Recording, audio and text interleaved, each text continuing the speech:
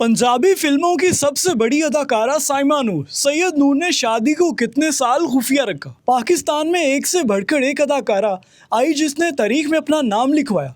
लेकिन अगर 70 साल की तारीख में सबसे कामयाब अदाकारा की बात की जाए जिसने सबसे ज़्यादा अरसा लीड रोल में काम किया हो, वो अदाकारा साइमा है।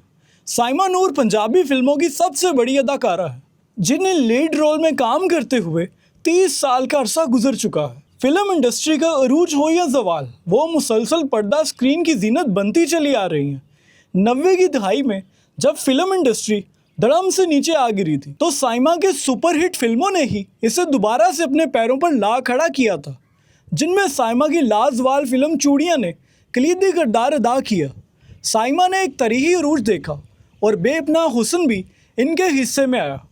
वो उम्र ढलने के बावजूद आज भी नौजवान खुश शक्ल और ख़ूबसूरत नज़र आती हैं। साइमा नूर अपने मियाँ मरूफ फिल्मसाज सैयद नूर के साथ रहती हैं। दोनों ने पसंद की शादी की थी और आज तक इसे निभा रहे हैं। सैयद नूर ने टीवी शो में बताया है कि साइमा को देखते ही मुझे उनसे मोहब्बत हो गई थी, मगर इस मोहब्बत का इजहार कई साल बाद किया।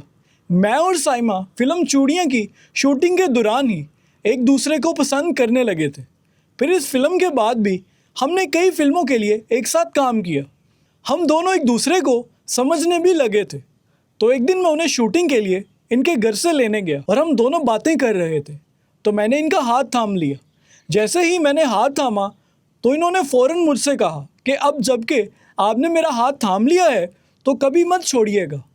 जब साइमा ने मुझसे हाथ कभी ना छोड़ने का कहा तो ये मेरे लिए मोहब्बत का एक इम्तिहान था और फिर मैंने इनका हाथ हमेशा के लिए थामने का फ़ैसला कर लिया।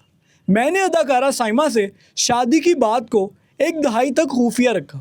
दोनों के ख़ानदान इस शादी के ख़िलाफ़ थे और इस शादी को ख़त्म करवाने की कोशिशें भी करते रहे।